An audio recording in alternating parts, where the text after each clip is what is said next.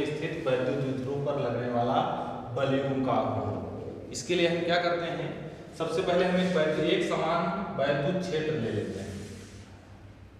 एक समान वैद्युत क्षेत्र,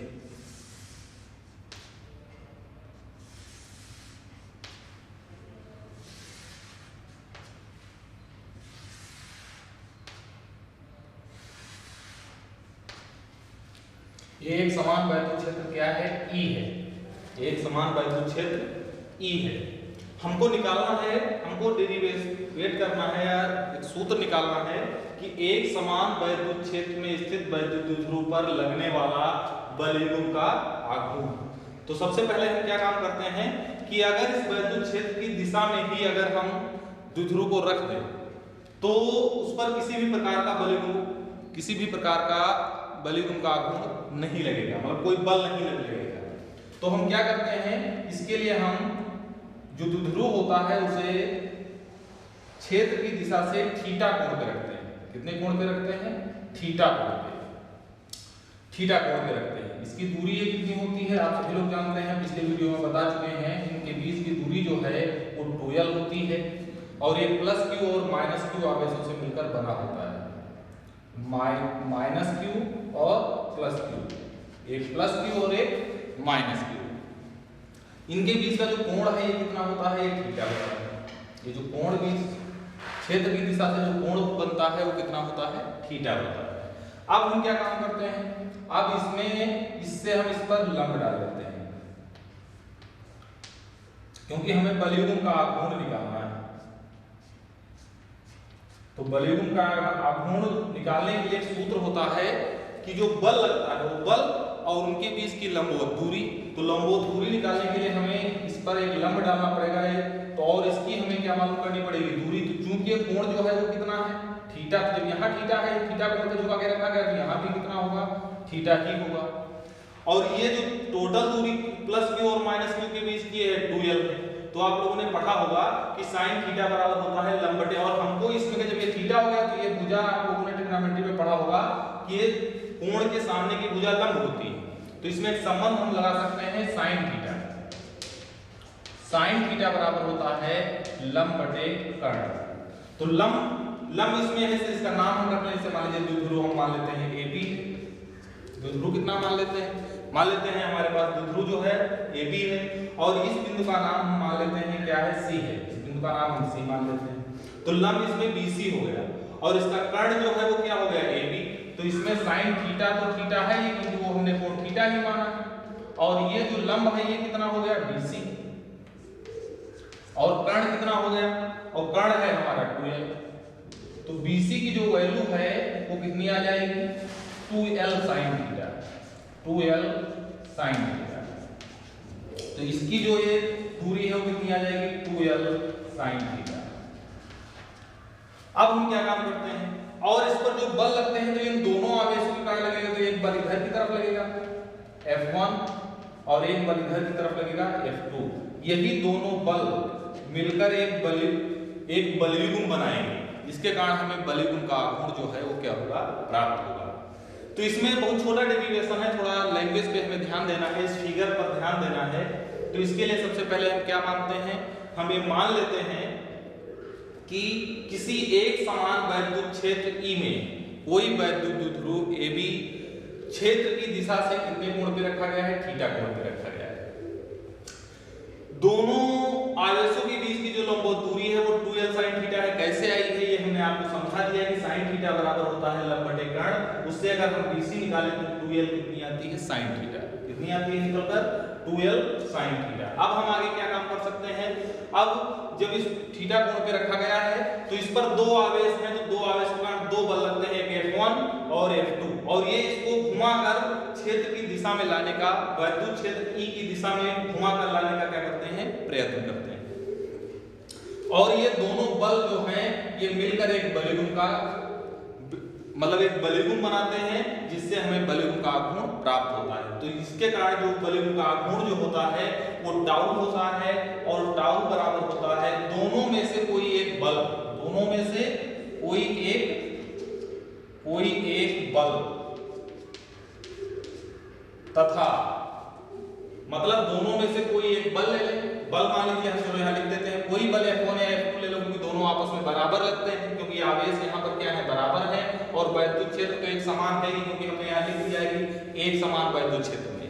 तो जब दोनों बल बराबर हैं तो कोई एक बल हम ले लेते हैं और गुणे दोनों बलों के बीच की लंबवत दूरी, दोनों बलों के बीच की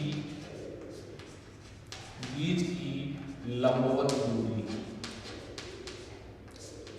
दोनों में से कोई एक बल ले ले और दोनों बलों के बीच की लंबवत दूरी। तो इसमें सबसे पहला काम हम क्या करेंगे, जैसे टाउ हमने निकाला, तो टाउ बराबर दोनों में से कोई एक बल, चाहे F1 ले लो चाहे F2 ले लो, तो ये F1 मान लीजिए हम ले लेते हैं, और दोनों बलों के बीच की लंबवत दूरी कितनी है, 2L sin थीटा। अब इसमें जो F1 की वैल्यू है, तो F1 की वैल्यू निकालने के लिए हमने तुम लोग पढ़ चुके हो कि F बराबर फार्मूला होता है QE। ये पीछे हम वाइब्रेशन की तीव्रता की परिभाषा से लिए हैं कि सूत्र हम निकाल चुके हैं कि E बराबर होता है F/Q। तो अगर F बराबर अगर निकालें तो QE निकल कर आएगा। तो यहाँ पर हम इसकी वैल्यू जो है F1 की वैल्यू ये कितनी रख सकते हैं, QE गुणे 2L sin थीटा, QE गुणे 2L sin थीटा। तो QE, अब इसमें से हम E अलग कर ले और इस 2L को Q के साथ मिला ले, तो ये 2QL हो जाएगा, 2QL E sin थीटा। ये काफी के बराबर आ जाएगा, टाउ बराबर। अब इसमें जो 2QL है, जो ये 2QL हमारा है, इस 2QL की वैल्यू हम आप लोगों को बता चुके हैं कि 2QL जो है वो वैद्युत द्विध्रुव का क्या होता है, आघूर्ण। वैद्युत द्विध्रुव ये जो हमारा AB वैद्युत द्विध्रुव है, इसका क्या होता है, आघूर्ण। तो यहाँ पर टाउ बराबर हम इसकी जगह पर लिख सकते हैं PE sin थीटा। ये टाउ बराबर हमारा आ जाएगा PE sin थीटा। यही हमारा इसका सूत्र है, और इसके आगे हम लिख सकते हैं ब्रैकेट में कि चूंकि P बराबर होता है वैद्युत द्विध्रुव का आघूर्ण, P बराबर होता है 2QL। एक बार थोड़ा हम और इसको समझा देते हैं क्योंकि इसमें समझने वाली बात थोड़ा ज्यादा है। कि मान लेते हैं, माना कि एक समान वैद्युत क्षेत्र E में एक वैद्युत द्विध्रुव AB क्षेत्र की दिशा से कितना कोण, थीटा कोण बनाते हुए रखा गया है। अब इसमें हम क्या काम करते हैं, इसमें दो आ गए, जो बल हैं वो कौन कौन से बल लगते हैं, F1 और F2 लगते हैं, और इन दोनों बलों के बीच की जो लंबवत दूरी है वो कितनी होती है, 2L sin थीटा। तुम लोगों को हमने अभी बताया कि दोनों बलों के बीच की दूरी 2L sin थीटा कहां से आती है, इस तरह से sin थीटा बराबर लंब बटे कर्ण से निकाल लेते हैं, क्योंकि एक त्रिभुज, ये एक हमारा यहाँ पर समकोण त्रिभुज बन जाता है।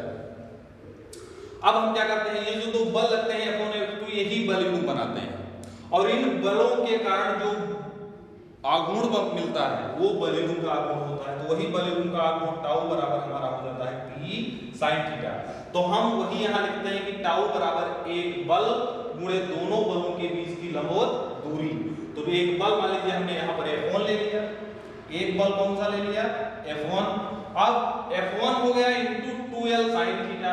अब F1 और F की जो वैल्यू है कोई, और चूंकि ये भी दोनों बल समान है तो F की वैल्यू हम QE से निकालें, से E बराबर F1Q होता है, तो F की वैल्यू QE हो जाएगी।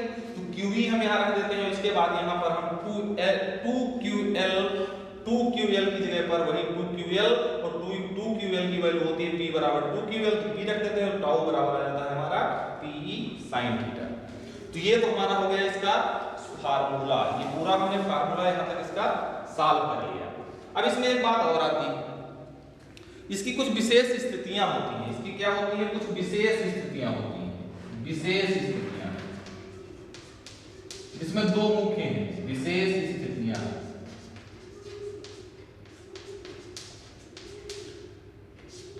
पहली स्थिति क्या है, पहली स्थिति ये होती है कि अगर हम वैद्युत द्विध्रुव को जैसे थीटा कोण पे ना रखें, हम इस वैद्युत द्विध्रुव को, हमने सूत्र को जब प्रूव किया तो हमने माना कि हमने वैद्युत द्विध्रुव को कितने कोण पे रखा था, थीटा कोण पे रखा था। अब अगर हम वैद्युत द्विध्रुव को थीटा कोण पे ना रखें, बल्कि वैद्युत द्विध्रुव को क्षेत्र की दिशा में ही रखें, तो अगर क्षेत्र की दिशा में रखें तो दोनों के बीच जो कोण है वो थीटा बराबर कितना हो जाएगा, 0 अंश। थीटा बराबर कितना हो जाएगा 0 अंश, और थीटा बराबर अगर 0 अंश होगा तो टाउ बराबर हमारा होता है PE sin थीटा। तो PE सूत्र होता है हमारे पास टाउ बराबर PE sin थीटा, और थीटा की वैल्यू हमने कितनी निकाली मानी, क्योंकि हमने इस द्विध्रुव को थीटा कोण पे ना रख के क्षेत्र की दिशा में रखा है। तब हम क्या करेंगे, तो टाउ बराबर हमारा आ जाएगा PE sin थीटा की वैल्यू sin थीटा की वैल्यू, थीटा की जगह पर थीटा की वैल्यू 0 अंश। और सभी लोग जानते होंगे कि sin 0 की वैल्यू 0 होती है। तो अगर हम टाउ बराबर यहां रखेंगे PE sin 0 की वैल्यू 0 रखेंगे, और 0 से जब इसको मल्टीप्लाई करेंगे तो टाउ बराबर क्या आएगा 0। तो इसका मतलब ये हुआ कि पहली स्थिति अगर हम इस द्विध्रुव को घुमाकर क्षेत्र की दिशा में रखते हैं तो द्विध्रुव पर किसी भी प्रकार का कोई बलयुग्म का आघूर्ण नहीं लगेगा, मतलब जो बलयुग्म का आघूर्ण होगा वो टाउ 0 होगा। दूसरी स्थिति ये होती है कि अगर हम इसको थीटा कोण पे ना रखकर थीटा की जगह पर इसको बिल्कुल हम लंबवत रख दें, मतलब वैद्युत क्षेत्र की दिशा के बिल्कुल कैसे रख दें, लंबवत रख दें, तो थीटा का वैल्यू कितना हो जाएगा यहाँ पर, तो थीटा का वैल्यू हमारा हो जाएगा 90 अंश। एक चीज और भी आप लोग जान सकते हैं यहाँ से कि इस स्थिति में जो टाउ बलयुग्म का गुण होता है वो सबसे अधिक लगता है, सबसे अधिक मतलब टाउ मैक्सिमम होता है। तो यहाँ पर अगर हम निकालें तो यहाँ पर हम इसको यहाँ पर टाउ मैक्सिमम भी लिख सकते हैं, और टाउ मैक्सिमम बराबर हमारा हो जाएगा PE sin 90, क्योंकि थीटा की वैल्यू थीटा की जगह पर हम कितनी डाल देंगे 90। तो यहाँ से हम sin 90 की जो वैल्यू है वो कितनी होती है, टाउ मैक्सिमम बराबर हमारा होता है PE, क्योंकि इसकी वैल्यू जो है वो 1 होती है, 1 से मल्टीप्लाई करेंगे तो हमारा आएगा टाउ मैक्स PE, ये हमारा टाउ मैक्सिमम। मतलब अब यहां से क्वेश्चन और बनता है कि अगर कोई एग्जाम में क्वेश्चन आ जाए और उसमें ये पूछा जाए कि किस स्थिति में बलयुग्म का आघूर्ण शून्य होगा, तो अगर हम द्विध्रुव को घुमाकर क्षेत्र की दिशा में रखते हैं तो जो बलयुग्म का आघूर्ण होगा वो शून्य होगा, और द्विध्रुव को अगर हम सीधा लंबवत कर दें, वैद्युत क्षेत्र की दिशा से लंबवत कर दें, तो जो टाउ मैक्स होगा मतलब जो अधिकतम बलयुग्म, तो हमें अधिकतम आघूर्ण प्राप्त होगा, और टाउ मैक्स जो है वो बराबर काहे के होगा, PE के होगा। यहां से अगर हमको इनमें से कोई राशियां निकालेंगे, हमें एक ऐसा फार्मूला होता है जिसे हम न्यूमेरिकल भी लगा सकते हैं, और यहां से अगर हमको कोई अन्य राशियां इनमें से निकालनी है तो P बराबर अगर हमें निकालना है तो टाउ मैक्सिमम बटे E कर सकते हैं, और अगर E निकालना है तो E बराबर हमारा हो जाएगा टाउ मैक्सिमम अपॉन P। मतलब कोई भी ये दो सूत्र हमें यहां से और मिलेंगे फार्मूले जिनका उपयोग हम अपने न्यूमेरिकल लगाने में कर सकते हैं, क्योंकि कभी-कभी न्यूमेरिकल में दिया होता है कि अधिकतम बलयुग्म का आघूर्ण अगर दिया है तो इसका मतलब वो दे रहा है कि थीटा का वैल्यू जो है वो 90 अंश है। अधिकतम बलयुग्म का आघूर्ण तभी लगता है जब थीटा की वैल्यू कितनी हो 90 अंश, और हमारे पास फार्मूला है टाउ बराबर P sin थीटा। यहाँ पर लड़के थोड़ा नहीं समझ पाते हैं कि हम कैसे क्या करें, तो यहाँ पर ये समझने वाली बात ये होती है कि अगर टाउ अधिकतम बलयुग्म का आघूर्ण दिया है, कभी-कभी कह देता है थीटा नहीं देता है, और बच्चे यहाँ पर सोचने लगते हैं, जो ध्यान से नहीं पढ़ते हैं वो सोचने लगते हैं कि अगर यहाँ थीटा नहीं दिया तो इस सूत्र का इस्तेमाल टाउ बराबर P sin थीटा का कैसे करें। लेकिन अगर वहां पर अधिकतम बलयुग्म का आघूर्ण दिया है, कह रहा है कि अधिकतम बलयुग्म का आघूर्ण है, तो हम वहां पर सीधे ये भी फार्मूला लगा सकते हैं टाउ मैक्स PE, और वहां पर अगर हम ऐसे ना टाउ मैक्स बराबर PE ना लगाएं तो अगर अधिकतम बलयुग्म का आघूर्ण दिया है तो हम थीटा का वैल्यू कितना ले सकते हैं 90 अंश।